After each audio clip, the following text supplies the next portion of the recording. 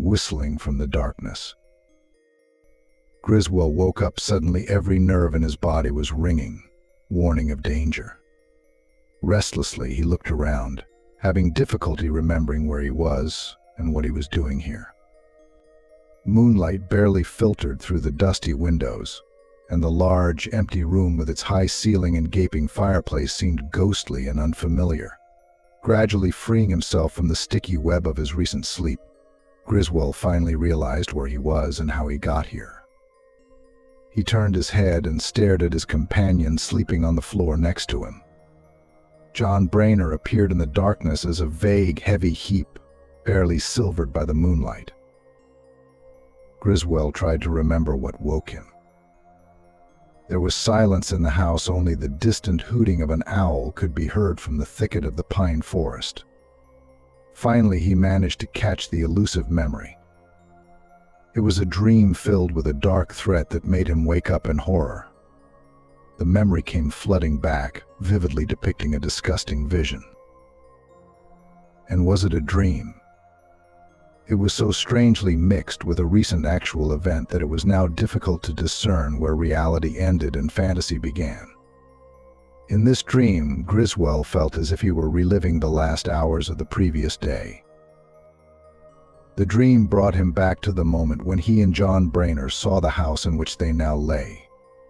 They drove up a bumpy, rutted road that crossed a pine forest. Here, far from their native New England, he and John wandered in search of entertainment. This dilapidated abandoned house, rising among the thickets of wild bushes towards the setting sun, immediately captured their imagination. Black, frozen, a gloomy bulk, it towered against the backdrop of an ominously crimson sunset. Leaving the car on the road, they headed towards the house along a narrow path, lost in the thickets, strewn with brick chips. About halfway through the journey, they saw a whole flock of pigeons break from the balustrades of the house and fly away, shaking the air with the loud flapping of their wings.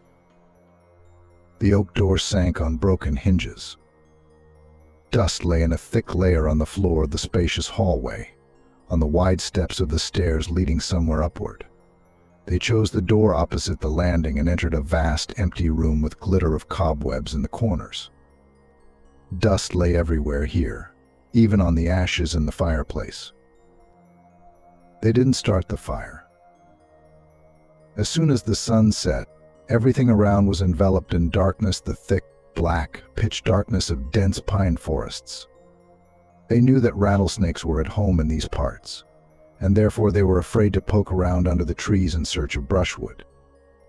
After snacking on canned food, they settled down near the fireplace, wrapped their heads in their blankets, and instantly fell asleep.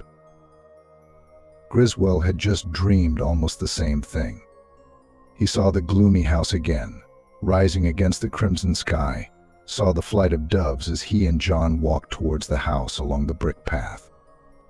From somewhere on the side, he saw the dark room in which they were now lying, and two figures wrapped in blankets on the dusty floor, himself and his friend. From that moment on, his dream changed slightly, going beyond the limits of common sense and turning into a nightmare. He was transported to another shadowy room, illuminated by a silvery light falling from God knows where, because this room had no windows at all. In this ghostly light, he saw three small figures hanging motionless in a row. With their outlines and deathly calm, they evoked chilling horror. There was no sound, no word, but he felt the presence of madness and anger lurking in the dark corner. Suddenly he was transported again to the same dark, dusty room with a high ceiling, where he lay in front of the fireplace. He lay wrapped in a blanket and peered intensely into the dark corridor and further into the hall, to where a ray of moonlight fell on the balustraded staircase a few steps from the landing. And there on the stairs there was something crouched, ugly, a ghostly creature, only partially illuminated by a beam of moonlight. The dull yellow blur that might have been her face turned toward Griswold, as if lurking on the stairs, examining him and John. A cold horror ran through his nerves, and then Griswold woke up if it was a dream. He shuddered, peering. The ray of light still fell on the stairs, but now there was no one there. However, goosebumps still ran across my skin. Griswold's feet were as cold as ice. He made a sudden movement, hoping to wake up his comrade, and then he was paralyzed by a sudden sound. Someone whistled on the floor above. The whistle became eerie and sweet, carrying no melody. It was just a whistle, iridescent and piercing. Such a sound in a house that looked empty was quite alarming in itself, but something more than just the fear of a strange neighborhood kept Griswold in a daze. He could not define the horror that took possession of him. But then Brainerd stirred and sat up. John's figure loomed dimly in the enveloping darkness, his head turned towards the stairs, as if he was listening carefully. The supernatural whistle became even sweeter and now seemed truly devilish. "John," Griswold whispered with dry lips. He wanted to shout, to warn his friend that there was someone on the stairs, unlikely to be lurking there with good intentions, and that they should leave the house immediately. But the scream got stuck in his dry throat. Brainerd stood up. His shoes clattered on the floor as he moved towards the unknown creature behind the door. He slowly walked out into the hallway and stepped onto the bottom step of the stairs, mingling with the shadows that had thickened in the hallway. Griswold lay there, unable to move, caught in a whirlwind of confusion and fear. Who was whistling upstairs? He saw John pass by in a blur of light, saw his head thrown back as if he was looking at something blocked from Griswold by the stairs. His face was that of a sleepwalker. John crossed the line of light and disappeared from view. Griswold tried to shout after him, but a muffled whisper was all he could manage. The whistle dropped to a low note and suddenly died away. Griswold heard the stairs creaking under John's feet. Then he reached the upper hallway, and now Griswold could hear his footsteps directly above him. Suddenly they became silent. The night itself seemed to hold its breath. And suddenly a terrible scream broke the silence. Griswold jumped up and stared at the door. The strange paralysis that had seized him was now broken. He rushed to the door, but stopped, pulling himself together. The footsteps upstairs resumed. John was returning. He didn't run, his step was even more firm and measured than before. The stairs creaked again. A hand clinging to the railing appeared in a streak of moonlight. A second one appeared behind her. A monstrous thrill shocked Griswold. His hand was clutching a short, dimly flickering axe. Was the person coming down the stairs Brainerd? Yes. The man moved completely into the light, and Griswold recognized his comrade. Then he saw John's face and a scream escaped his lips. This face was bloodless, like the face of a corpse. Streams of blood flowed down the deathly pale skin. The glassy eyes were deeply sunken. A huge wound, oozing blood, cut John's head almost in half. Griswold didn't remember exactly how he got out of that damned house. Subsequently, wild, vague memories returned to him of how he broke through a dusty, cobweb-covered window, of how he stumbled blindly through thorny bushes and saw in the blood-black fog of his own madness a dark wall of pine trees, with an impassive moon floating above them in the black sky. Some shred of common sense returned to him when he saw his car on the road. In a world that had suddenly become a nightmare, it was an object that retained a prosaic reality. But as soon as he touched the door, a dry, cold rustling sound came from inside, and he recoiled from the slightly trembling ribbon that shot up like lightning from the driver's seat, and with a piercing hiss, threw forward a forked tongue that flashed in the moonlight. With a cry of horror, he rushed down the road. So a man runs in an endless nightmare. He ran without any purpose. His ossified brain was unable to produce a single thought. He could only give himself up to a blind, desperate impulse to run and run, until fatigue or death forced him to fall. Black pines swayed restlessly along the road. It seemed to him that he had never moved from his place. But then someone steady, growing stomp reached Griswold through the veil of his horror. Turning his head, he saw something rushing after him, a dog or a wolf. It was impossible to determine. The creature's eyes glowed like balls of green flame. Panting, he increased his speed, rounding a bend in the road, and immediately heard the horse snoring, and then saw the horse itself. He heard the curses of the rider, in whose hand blue steel flashed. Griswold turned to him and managed to grab the reins before falling. "For God's sake, help me," he croaked with all his strength. "This creature, she killed Brainer and now she's hunting me. Look." Two identical fireballs glowed through the fringe of bushes at the bend in the road. The horseman cursed and Griswold was stunned by revolver shots. The fiery eyes disappeared, and the rider, snatching the reins from Griswold and spurring his horse, rushed forward to the bend in the road. Griswold stood up staggeringly, his whole body shaking. A few moments later, the rider came galloping back. "It was a wolf, I think," he said, "although I have never heard of wolves attacking a person in our area. Did you see what it was?" Griswold could only shake his head weakly. The horseman looked down at him, still holding the smoking revolver in his hand. He was a heavily built man of average height.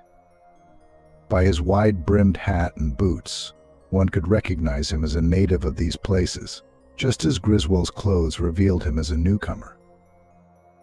"What does all this mean?" "Nay." "I don't know," Griswold answered helplessly. "My name is Griswold. John Brainer is a friend of mine and he traveled with me. We stopped for the night in an abandoned house, further down the road. Something." Remembering, he almost suffocated from the renewed horror. "God, I must be crazy." Something appeared there and looked at us through the balustrade of the stairs, some kind of creature with a yellow face. I thought I dreamed it, but apparently it really happened. Then they began to whistle upstairs and Brainer stood up and, without waking up, walked up the stairs, like a sleepwalker or hypnotized. I heard someone scream or something screamed, and then John began to come down the stairs with a bloody axe in his hand. And my God, sir, he was dead. The head was cut in half, his brains mixed with blood flowed down his face, and his face was the face of a dead man. But he was going down the stairs. Let God be my witness. I tell the truth, John Brainer was killed in the upstairs hall. And then his dead body came down the stairs to kill me. The rider said nothing, sitting on the horse like a statue. His profile was black against the stars, and Griswold could not read the expression on his face hidden under the shadow of his wide-brimmed hat. "You think I'm crazy," he said helplessly. "Maybe that's how it is." "I don't know what to think," answered the rider. "If there is any house here, it is just the Blassonville estate. Okay, we will see. My name is Banner. I'm the local sheriff, and now I'm just returning home." He jumped off his horse and stood next to Griswold. He was now shorter than the skinny Englishman, but had a much heavier build. He had the natural determination and power of an experienced fighter. "Are you afraid to go back to this house?" he asked. Griswold shuddered, but still shook his head. The stubbornness of his Puritan ancestors spoke to him. "The thought of seeing this house and this horror once again makes me tremble," he admitted. "But poor Brainer," he faltered. "We must find his body."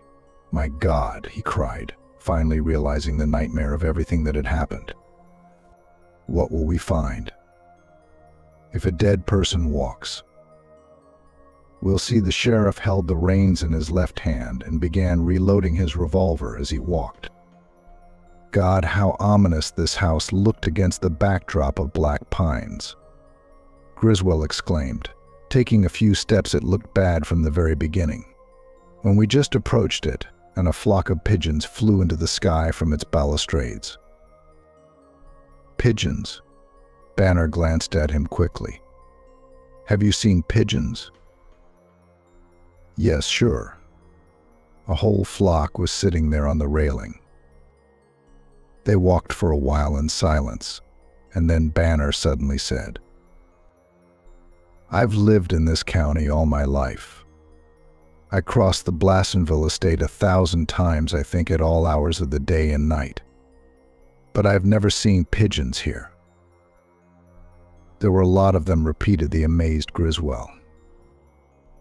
"I've met people who swore they saw a flock of pigeons on a balustrade just at sunset," Banner said slowly. "They were all blacks, except one. A tramp. He lit a fire in the yard, intending to spend the night there. I was passing by as it was getting dark, and he told me about the pigeons. I returned the next morning. There were ashes left from the fire. A brazier and a tin mug lay nearby.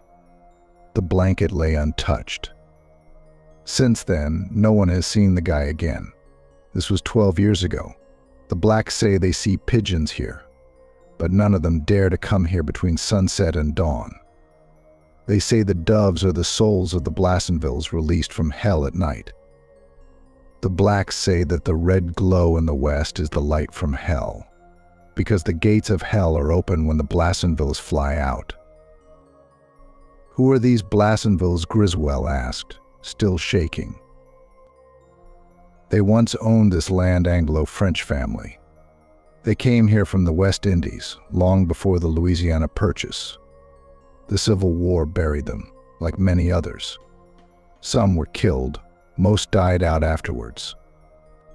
No one has lived on the estate since 1890, since Miss Elizabeth Blassonville, the last of the line, ran away from the old house at night, as if from a plague pit, and never returned." "Is this your car?" They stopped near the car, and Griswold stared gloomily at the old house. Its dusty glass was empty and white, but not blind. It seemed as if someone's eyes were greedily examining new prey through darkened glass. Banner repeated his question. "Yes, be careful. There's a snake there on the seat. At least there it was." "There's no one now," Banner muttered, tying up his horse and pulling an electric flashlight from his saddlebag. "Let's see what's in the house." He calmly walked along the brick path. Griswold was almost on Banner's heels, his heart beating faster. The wind carried the smell of decay and rotting grass. Griswold felt sick to his stomach with hatred of these black forests, these dilapidated plantation houses, in which the forgotten spirit of slavery, bloody pride, and dark intrigue still slumbered. He had always thought of the South as a sunny and idle land with a gentle wind, scented with spices and flowers, where life flowed quietly to the beat of the drums of black people singing in the sunlit cotton fields. But now another side of her was revealed to him, which he had never suspected before, dark and gloomy, shrouded in fear, and he could not contain his disgust. The oak door hung, as before, from broken hinges. The flashlight beam only deepened the darkness inside the house. Banner stood on the threshold, looking around the hallway. The beam slid through the darkness and climbed up the stairs. Griswold held his breath, clenching his fists, but this time no one was looking down at them. Banner walked inside, stepping softly like a cat, a flashlight in one hand, a revolver in the other. As he turned his lantern into the depths of the side opening, Griswold screamed, almost losing consciousness from unbearable faintness. A trail of bloody drops stretched across the floor, crossing the blankets on which Brainerd slept between the door and Griswold's bed. And on this bed lay John Brainerd, face down, with his head split open, oozing fresh blood, glinting in the lantern beam. His outstretched hand was still clutching the axe, the blade of which had plunged into the blanket where Griswold should have been sleeping. An instant flood of darkness swallowed Griswold. Without realizing anything, he staggered away, but Banner grabbed his hand. When he began to hear and see again, he felt incredibly sick, and in a fit of vomiting he barely had time to bow his head over the fireplace. Banner turned the flashlight on him. His voice came from behind the blinding circle. "It would be smarter of you to use another axe." "But I didn't kill him," Griswold groaned. "I'm not going to talk about self-defense." "Which surprises me," Banner admitted honestly, straightening up. "What kind of killer would concoct such a crazy story to prove his innocence? A real killer would at least tell a plausible tale." Drops of blood lead from the door.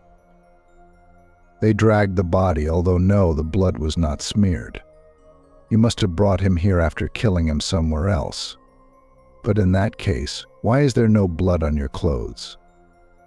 Have you changed it and washed your hands? But the guy hasn't been dead that long." "He came down the stairs and crossed the room himself," Griswold said hopelessly. "He came to kill me. I saw him as he was coming down the stairs. He hit the place where I would have been lying if I had not woken up. This is the window through which I climbed out. See, it's broken." "I see. But if he walked then why doesn't he walk now?" "Don't know. I'm afraid to even think about it. What if he gets up from the floor and comes at me again?" When I heard his steps, and then the stomping of a wolf chasing me on the road, I thought it was John running after me with an axe in his hand, with a bloody split head and a deadly grin on his lips. Griswold's teeth chattered as he remembered the horror again. Banner moved the flashlight beam across the floor. Drops of blood lead into the hall. "Let's go up and follow them." Griswold winced. "But they lead up." Banner's eyes flashed at him. "Are you afraid?" Griswold's face turned gray. "Yes, but I will go anyway, with or without you. The thing that killed poor John may still be out there." "Stay behind me," the sheriff ordered. "If someone attacks us, don't interfere. I warn you that I shoot faster than a cat can jump and rarely miss. If you have a whim in your head to attack me from behind, forget about it." "Don't be a fool." Contempt prevailed over fear. This outburst from Griswold seemed to convince Banner more than all his previous outbursts. "I want to be honest," he said quietly, "and I won't condemn you behind your back if even half of what you say is true. You've been through one hell of an experience, and I don't want to be cruel to you. But you see how difficult it is for me to believe everything that they told me." Griswold nodded his head wearily, signaling to go. They walked out into the hall and stopped at the foot of the stairs. A chain of dark red drops, clearly visible on a thick layer of dust, led upward. "There are traces of human feet in the dust," the sheriff remarked quietly. "Walk more slowly. I have to be sure of what I see because we erase them as we go up. One pair of tracks leads up and the other down. The same person. The tracks are not yours. Brainer was bigger than you. Drops of blood everywhere, blood on the railing, as if a person was leaning on it with a bloody hand, a stain of a substance that looks like brains. But what?" He came down the stairs, already dead. Griswold shuddered, groping in front of him with one hand and clutching the axe with which he was killed with the other. "How was he brought down?" The sheriff muttered. "Where are the tracks? They must be if they were carrying him." They entered the upper hall, a large deserted room whose rickety windows let in almost no light.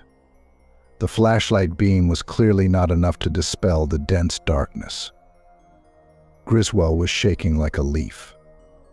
Here, amidst the nightmare and darkness, John Brainerd died. The sheriff's eyes sparkled strangely in the light of the lantern. "Someone was whistling from up here," Griswold whispered. "John came here as if someone was calling him." Footprints lead deeper into the hall, the same footprints as on the stairs. The same prints. God. Behind the sheriff, Griswold suppressed a scream when he saw what had prompted his exclamation. A few feet from the stairs, Brainer's tracks suddenly ended and then turned back in the opposite direction. And where the chain of his footprints turned, a huge puddle of blood spread out on the dusty floor, and opposite it ended another chain of footprints, traces of bare feet, narrow, with beveled front toes.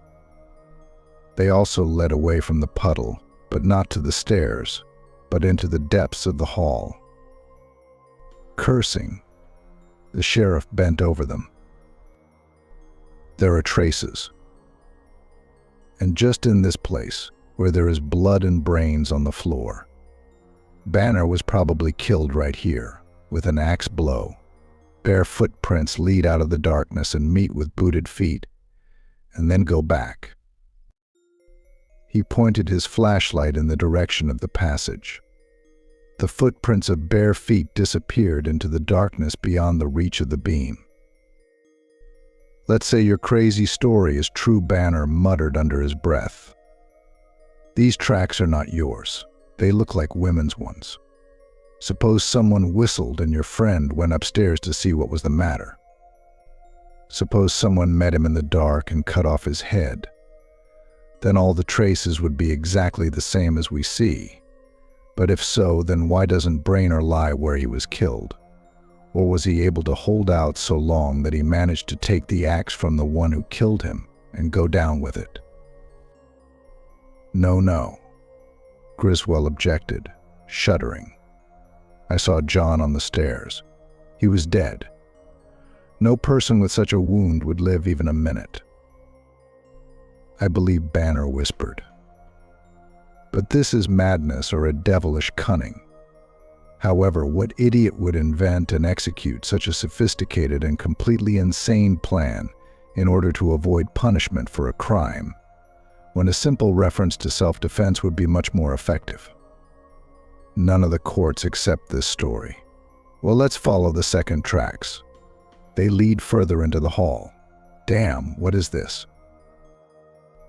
An icy hand squeezed Griswold's heart as he saw the light of the flashlight begin to dim.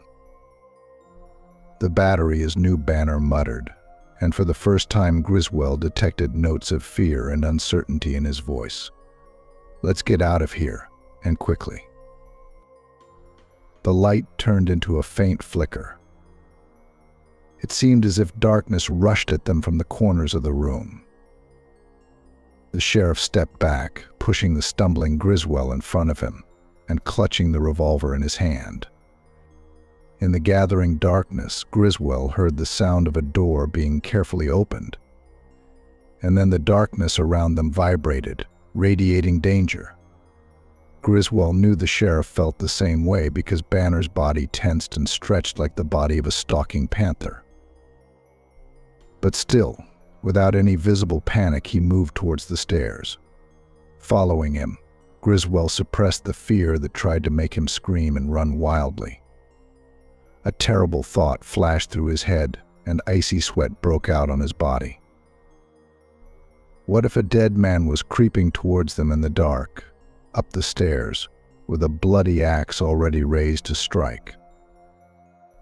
This assumption stunned him so much that he did not even feel how the stairs ended, and they found themselves in the lower hall. The lantern was still shining brightly here, but when the sheriff directed its beam up the stairs, it could not break through the darkness, which, like a sticky fog, enveloped the upper hall and the upper steps. "Damn, she's enchanted," or something, Banner muttered. What else could it be? "Shine a light into the room," Griswold asked. "Let's see how John is doing." If John... He could not put his wild thought into words, but the sheriff understood him.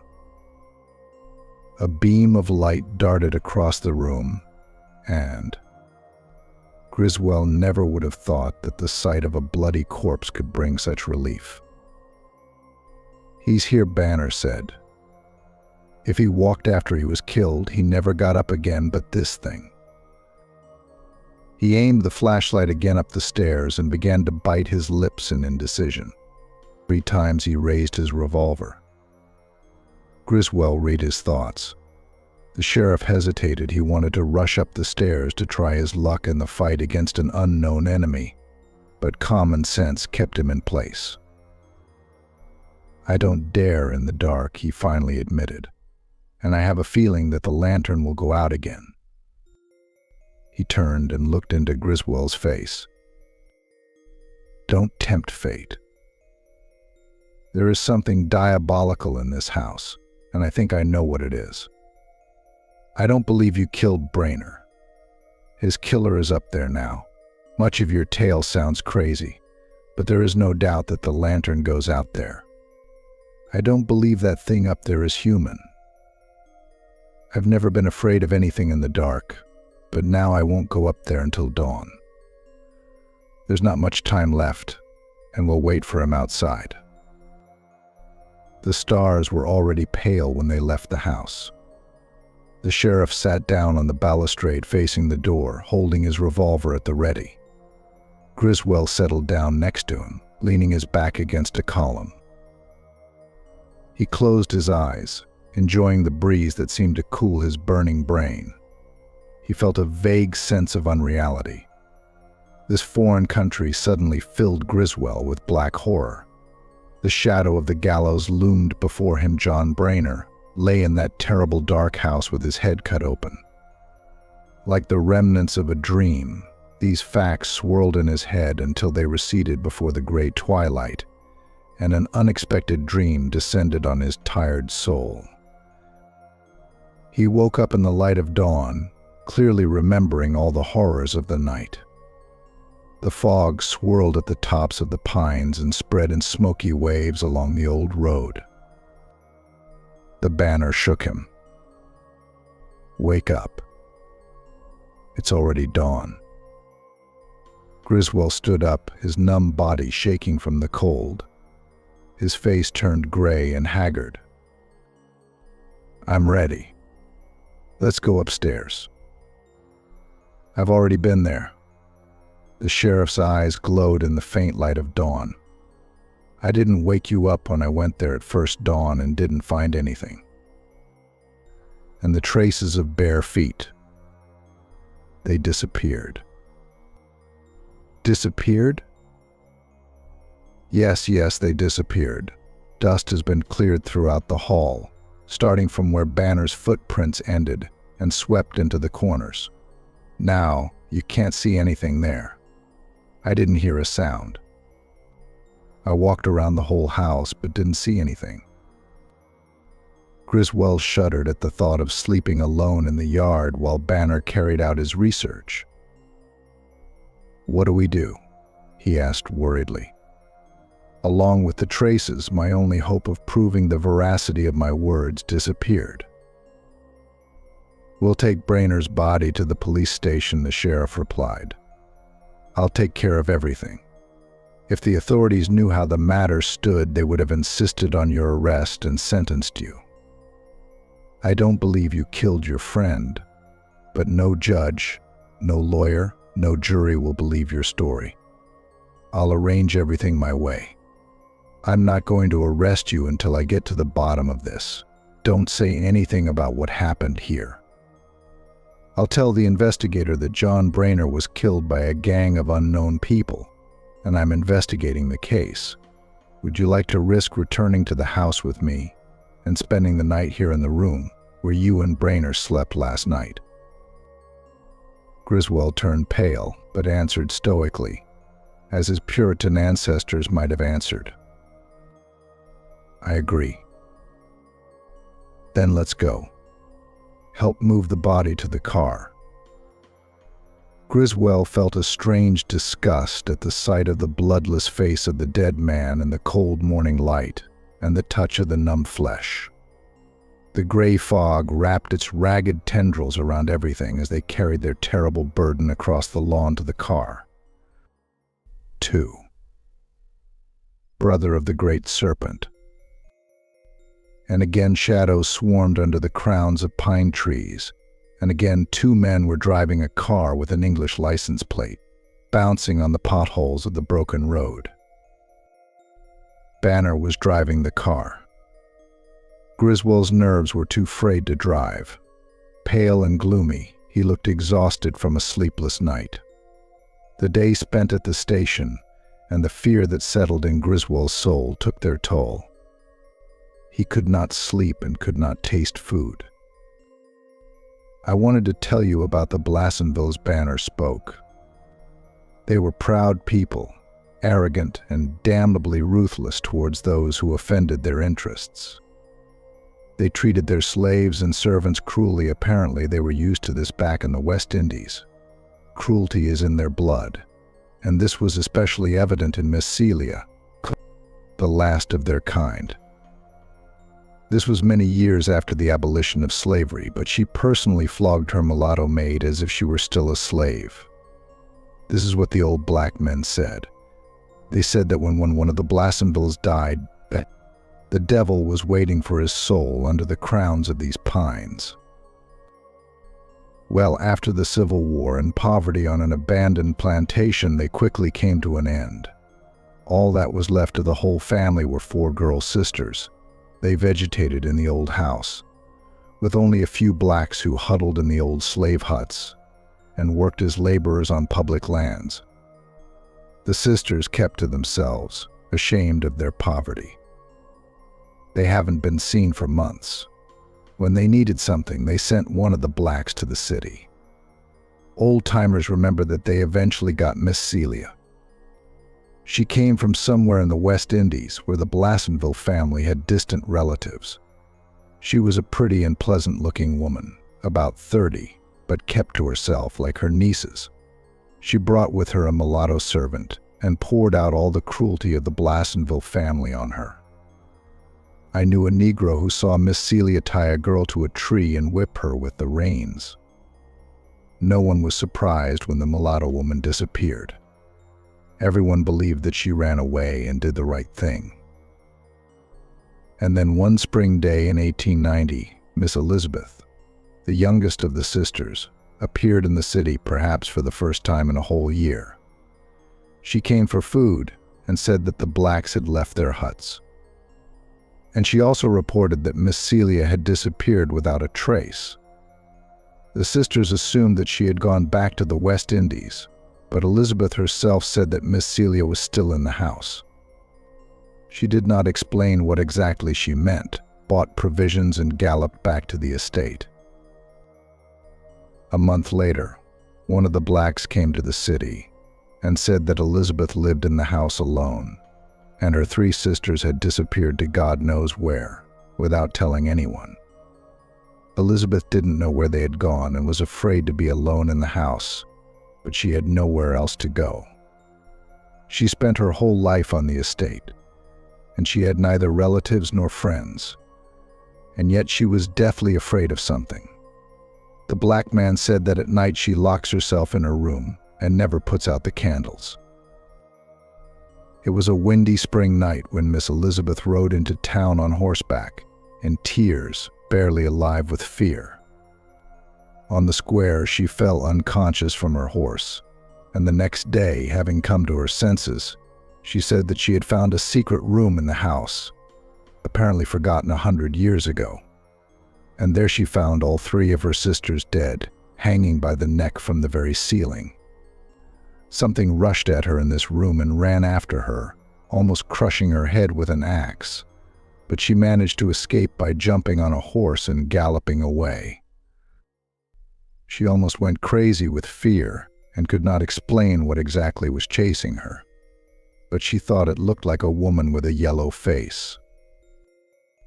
Immediately, about 100 men jumped into their saddles and rushed to the estate.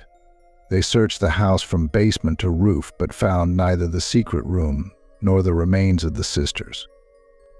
Only the axe with Elizabeth's hair stuck to it was sticking out in the frame of the front door exactly as she had said. When she was asked to return and show her the secret room, she almost lost her mind. Soon she was well enough, and some money was collected for her journey as if on loan. She was too proud to simply take it, and Miss Elizabeth left for California. She never returned, later sending money and a letter in which she announced that she had gotten married. Nobody ever bought the old house. It stands just as the last of the Blassonvilles left it, except that people have gradually removed all the furniture from it. Negroes don't go there at night, but they don't mind making money during the day. What do people think about this story with Miss Elizabeth? Griswold interrupted him. People think she's gone crazy, living alone in the old house, but some said that their mulatto maid, by the way, her name was Joan, did not run away, but hid in the forest and avenged the torment by killing Miss Celia and Elizabeth's 3 sisters. If there is a secret room in the house, she could very well be hiding there. Of course, if there is even a grain of truth in all this. She couldn't hide there for years, Griswold muttered. And the creature in this house is not a human being. Banner turned the steering wheel and turned sharply off the road onto a dirt road that snaked between the pine trees. "Where are we going?" asked Griswold. "A few miles from the road," Banner explained. "There lives an old black man. I want to talk to him. We are faced with something beyond the white man's sanity. Black people know a lot more about some strange things. This old man is almost 100 years old, and they say about him that he is a sorcerer." Griswold shuddered when he heard this. The green walls of the forest closed closer and closer to the road. The smell of resin and pine mingled with the smell of unfamiliar flowers, but the strongest seemed to be the smell of rot and decay. The sickening horror of this forest enveloped Griswold again. "Sorcerer," he muttered. "Here, in the Black South, witchcraft for me is the old crooked streets in coastal towns, humpbacked roofs that remember the Salem trials, dark old alleys, and the burning eyes of black cats. New England witchcraft is sweet, homely, cozy, but all this gloomy pines, old abandoned houses, abandoned plantations, mysterious black people, all this smacks of some kind of ancient horror. God, what monstrous things are happening on this continent, which fools call young." "Here comes old Jacob's home," Banner announced, and stopped the car. Griswold saw a clearing in the forest, and in it a small, squat hut in the shadow of overhanging branches. The pines here gave way to mossy oaks and cypresses. The hut stood on the edge of a swamp overgrown with lush grass. A thin stream of smoke rose from the leaky pipe. Griswold followed the sheriff. He pushed the door hanging on leather hinges and went inside. The room was in twilight. The only small window gave out almost no light. The old black man, crouched by the hearth, watched the pot over the flame. He looked up at those who entered, but did not even get up. He seemed incredibly old, even for his 100 years. His face was a continuous network of wrinkles. His eyes, once dark and lively, became clouded along with his darkened mind. Banner pointed Griswold to a wicker chair, and he pulled up a roughly hewn stool and sat down by the fireplace, facing the old man. The black man's eyes sparkled and then clouded again, as if his mind was falling asleep, succumbing to old age. "Jacob," Banner said bluntly, "it's time for you to speak. I know you know the Blassonville's secret. I never asked you about him because it didn't concern me. But last night a man was killed on the estate, and another man may be hanged if you don't tell me what's going on in the damned old house." "Blassonville," said the old man, and his voice turned out to be clear and sonorous, and his speech was unlike the dialect of the black people who inhabited the local forests. They were proud people, Sir Proud and Cruel. Some of them died in the war, some were killed in duels, men, sir. Some died on the estate in the old house. The old house. His voice suddenly turned into incoherent muttering. So what is the house? The sheriff reminded himself. Miss Celia was the proudest of them all, and the most ruthless. All black people hated her, and Joan most of all.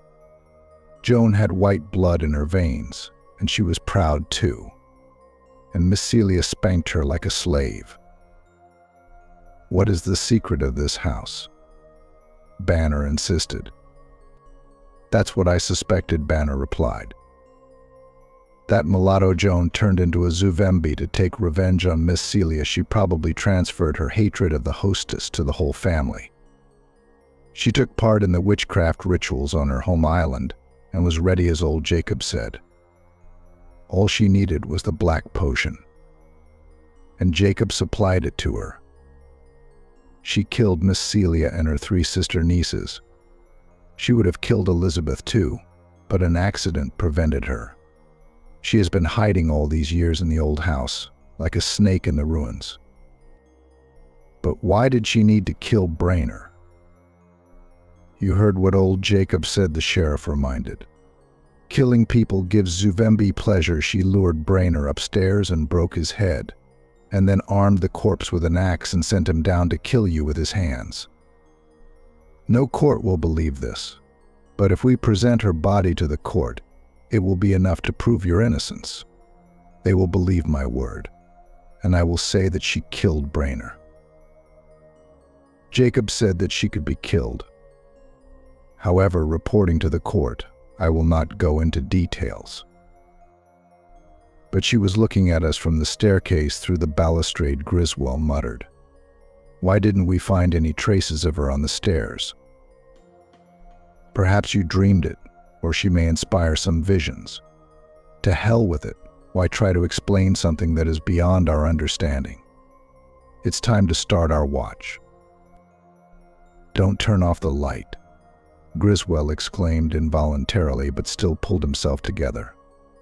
No, of course, turn it off. We must lie in the dark, just like he paused, like that time. But fear, like nausea, came upon him as the room plunged into darkness. He lay there and trembled, listening to his heart beating furiously. The West Indies is probably the most disastrous place in the world, Banner said thoughtfully. The blue steel of the Colt glimmered across his blanket. I heard about zombies, the living dead, but I never knew about Zuvembi before. Obviously, the sorcerers could concoct some kind of remedy that would cause insanity in women. But this does not explain hypnotic dreams, extraordinary longevity, the ability to control corpses. No, Zuvembi cannot just be a possessed woman. This monster is more than a human being. It is born of the magical powers of the black swamps and jungles. Griswold forced himself to lie still. It seemed as if time had stopped. He felt as if something was choking him. The uncertainty became unbearable as he tried to master the nerves compressed into a ball. His forehead was covered with cold sweat. He clenched his teeth and held them there until his jaw ached with pain. His nails dug deep into his palms. He didn't know what awaited him. The devil will appear again, but in what form? Will it be a terribly sweet whistle, or the footsteps of bare feet on creaking steps, or a sudden blow of an axe from the darkness? Who will Zuvembi choose this time, him or Banner? Perhaps Banner is already dead. Griswold couldn't see anything in the darkness, but he could hear the sheriff's steady breathing. Banner obviously had nerves of steel, but was it Banner? Perhaps the devil has already come and taken his place, aiming his next blow with bloodthirsty gloating. Thousands of chilling fantasies swarmed in Griswold's brain, merging into a continuous, terrible nightmare. He realized that he would go crazy if he did not immediately jump to his feet and rush, screaming wildly, away from this damned house. Not even the fear of the gallows could keep him there, but before he could move, Banner's breathing changed, and Griswold felt as if he had been doused with a bucket of ice water. From somewhere above, from the stairs, a sweet devilish whistle was heard. Griswold's instinct kicked in, plunging his brain into a darkness deeper than the impenetrable darkness that surrounded him. For some time he was in absolute prostration, and then the sensation of movement penetrated his awakening consciousness. He ran like crazy, stumbling over uneven roads. Everything around him was filled with darkness, and he ran blindly. He realized vaguely that he must have escaped the house and run for several miles before his brain began to function normally again. He didn't care. Dying on the gallows for a murder he had not committed did not terrify him half as much as the thought of returning to that house of nightmare. He was possessed by a single urge to run, as he was running now, blindly, not stopping until his strength ran out. The fog still shrouded his mind, but he felt a vague wonder why couldn't the stars be seen through the tree branches. He wanted to see where he was running. He felt that he was climbing a hill, and this was strange, since he knew that there were no hills in the area for several miles. Then a dim glow appeared ahead and above. He climbed towards the glow, stepping on ledges that took on an increasingly symmetrical shape. Then horror pierced him. He realized that all this time a sound had been pressing on his ears, a strange, mocking whistle. Its sound cleared the fog, but what was it? Where he was? The awakening and clarity of thought were stunning, like an axe blow. He did not run along the road or climb the hill. He was walking up the stairs. He was still in the Blassenville house, and he was coming up the stairs. An inhuman scream escaped his lips and drowning out everything. The crazy whistle turned into an ominous demonic roar of bestial triumph. He tried to stop, turn back, or at least press against the balustrade. His own scream rang unbearably in his ears. His willpower was crushed. Griswold no longer existed. He had no mind. He dropped his flashlight and forgot about the weapon in his pocket. He was not in control of his body. The legs moved awkwardly, working like parts of a mechanism subject to an external force. Knocking on the steps, they pulled him up towards the flickering, devilish flame. Banner, he prayed. Banner, help me, for God's sake. But the scream stuck in my throat. Griswold reached the top landing. He was already walking into the hall. The whistle died down and disappeared completely, but the impulse of someone else's will attracted him as before. He couldn't see where the dim glow was coming from. It seemed to be coming from different directions. Then he saw a small, lithe figure approaching him. She looked like a woman, but no woman could have such a terrible face, disgustingly yellow, filled with an insane lust for murder. He tried to scream at the sight of this face and the glint of steel in the raised clawed paw, but his tongue refused to obey him. Then there was a deafening crash behind him. The shadows were dispelled by a tongue of flame, illuminating the hideous figure falling backwards. A piercing, inhuman scream was heard.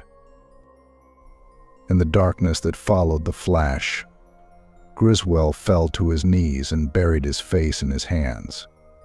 He did not hear Banner's voice, and only the sheriff's hand shaking him by the shoulder brought him out of his fainting state. The light blinded him. Blinking and shading his eyes with his hand, Griswold looked up into the sheriff's face. He was pale. "Are you okay? God, are you safe? This butcher's axe." "I'm safe," Griswold mumbled. "You shot on time. But the devil. Where is she? Where did she go?" "She crawled into her lair. Listen." From somewhere in the depths of the house, disgusting clapping sounds were heard, as if something was squirming and beating in death convulsions. "Jacob was right," the sheriff said gloomily. "Lead can kill them." I put her down. "Everything is fine. It was impossible to use a flashlight, but there was enough light. When that whistle took hold of you, you almost stepped on me. I knew you were hypnotized or out of your mind, so I followed you up the stairs. I stayed behind you. I had to bend over so she wouldn't notice me. I hesitated for a long time before shooting. The sight of her almost paralyzed me. Look, look." The flashlight beam slid along the hall. Where once a solid wall had been visible, there was now a dark opening. "The door to the secret room that Miss Elizabeth found," Banner said excitedly. "Let's go." He ran across the hall, and Griswold followed automatically. The slamming and fussing came from the direction of this new door, but now they have stopped. The light outlined a narrow corridor, like a tunnel, which was made in the thick wall of the old house. Without hesitation, the sheriff dived into the darkness. "Probably the thinking of a Zuvembi is different from that of a human," he reasoned out loud, illuminating his way. "But since last night, this thing was smart enough to cover its tracks so that we couldn't figure out where it came from. Yes, there is a room here, the secret room of the Blassonville house." He stopped, and behind him Griswold shouted in horror. "My God! This is the same windowless room with 3 hanged men that I dreamed about." The flashlight beam, running around the walls of the round room, suddenly stopped. In a wide circle of light, 3 figures were visible, 3 small shriveled mummies in decaying dresses of the last century. Their feet were separated from the floor by at least a foot, and they themselves were suspended by their outstretched necks from chains hanging from the ceiling. 3 Blassonville sisters, Banner whispered. In any case, Miss Elizabeth was not crazy. "Look there in the corner." Griswold had difficulty forcing his voice to obey. The lantern light moved and then froze. "Was this once a woman?" Griswold whispered, shuddering. "This terrible yellow face, these hands with black claws, like those of a beast. And yet it was a person. She was wearing scraps of an old ball gown. Why did the mulatto maid wear such a robe?" "This is where her lair was for 40 years, Banner said without listening to him, looking at the dead creature stretched out in the corner. "And that exonerates you, Griswold. A crazy woman with an axe is all the authorities need to know." God, what a place. And what a devilish nature one must have had from the very beginning in order to indulge in these witchcraft rituals. "Mulatto woman?" Griswold whispered, anticipating a new terrible discovery. Banner shook his head. "We misunderstood old Jacob's mutterings, as well as what Miss Elizabeth wrote. She should have known the truth, but family pride prevented her from telling the truth. Griswold, now I understand. The mulatto woman is not avenged in the way we expected. She did not drink the black potion that old Jacob prepared for her.